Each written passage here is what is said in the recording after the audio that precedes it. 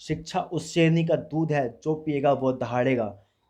Doctor Bhimrao Ambedkar ji के इस quotation के साथ मैं सुमित आपका स्वागत करता हूं मेरे अपने यूट्यूब चैनल एजुकेशन जानकारी के ऊपर। तो आज हम दक्षिण एशियाई क्षेत्रीय सहयोग संगठन सार्क के बारे में विस्तृत रूप से जानकारी जानेंगे और पढ़ेंगे। तो शुरू करते हैं।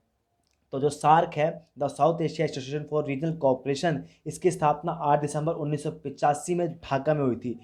तो इसके जो मुख्य रूप से 7 संस्थापक देश हैं, जिसमें बांग्लादेश, भूटान, भारत और मालदीव शामिल हैं। 2005 में इसका 13वां अधिवेशन सार्क में हुआ था। संगठन सार्क का जो मुख्यालय है वो काठमांडू के अंदर है। तो हमें याद रखना है, सार्क का जो मुख्यालय है वो काठमांडू के अंदर है। जो छोटे मोटे एग्जाम होते हैं उसके अंदर ये क्वेश्चन पूछ लिया जाता है कि सार्क का मुख्यालय कहाँ है।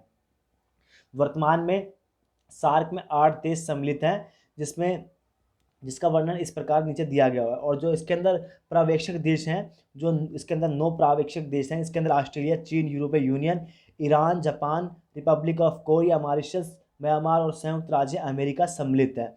जो इसके सिद्धांत हैं वो इस प्रकार है: संप्रभु समानता, क्षेत्रीय अखंडता, राजनीतिक स्वतंत्रता व अन्य राज्यों के आंतरिक मामलों में गैर हस्तक्षेप एवं पारस्परिक लाभ के सिद्धांत का सम्मान करना।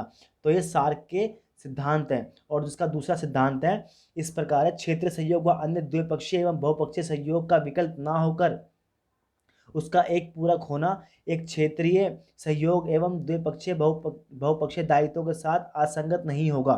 तो ये इसका सेकंड उद्देश्य है, सेकंड सिद्धांत है। और जो सार्क का उद्देश्य है वो इस प्रकार हम देख सकते हैं: दक्षिण एशिया के लोगों का कल्याण बढ़ावा देना और उनके जीवन गुणवत्ता में सुधार करना पहला इसका उद्देश्य है। इस क्षेत्र में आर्थिक वृद्धि, सामाजिक प्रगति, सांस्कृतिक विकास में तेजी लाना और सभी व्यक्ति को गरिमापूर्ण जीवन जीने का अवसर प्रदान करना तथा उनकी क्षमताओं का आकलन करना, इसका सेकंड है, सेकंड इसका सिद्धांत है। तो हम देख सकते हैं। और इसका जो जो थर्ड उद्देश्य है वो है दक्षिण एशिया के देशों के मध्य सामूहिक आत्मनिर्भरता को बढ़ावा देना और आपसी विश्वास को बढ़ावा देना और आर्थिक, सामाजिक, सांस्कृतिक एवं तकनीकी वैज्ञानिक क्षेत्रों में आपसी सहयोग, सक्रिय सहभागिता को प्रोत्साहित करना इसका प्रमुख कार्य है। और विकासशील देशों के साथ सहयोग स्थापित करना, समान हितों के मामलों में अंतर्राष्ट्रीय मत पर आपसी सहयोग को मजबूत करना इसका उद्देश्य है। जो सार्क के जो निकाय हैं वो इस प्रकार है: सार्क विकास कोष, दक्षिण एशियाई विश्वविद्यालय जिसका मुख्यालय नई दिल्ली में स्थित है, दक्षिण एशिया क्षेत्रीय मानक संगठन, सार्क मध्यस्थता परिषद। तो और जो सार्क की जो उपलब्धि है वो इसने मुक्त व्यापार करने में काफ़ी ज़्यादा सार्क के देशों में योगदान दिया है। साफ्टा है, SAARC agreement and trade and service है। और सार्क विश्वविद्यालय जिसका मुख्यालय नई दिल्ली में स्थित है, हमें याद रखना है। तो इससे रिलेटेड हम कुछ MCQs देख लेते हैं। वर्तमान में सार्क संगठन में कितने सदस्य हैं? तो इसके सदस्य वर्तमान में 8 हैं। इसका ऑप्शन सी है। सार्क की स्थापना ये हम देख सकते हैं 7 देश के साथ हुई थी, लेकिन 3 अप्रैल 2007 को इसके अंदर अफगानिस्तान शामिल हो गए। इसके कारण इसकी संख्या 8 हो चुकी है। जो वर्तमान में अब जो 8 सदस्य हैं वो हैं अफगानिस्तान, बांग्लादेश, भूटान, भारत, नेपाल, मालदीव, पाकिस्तान और श्रीलंका।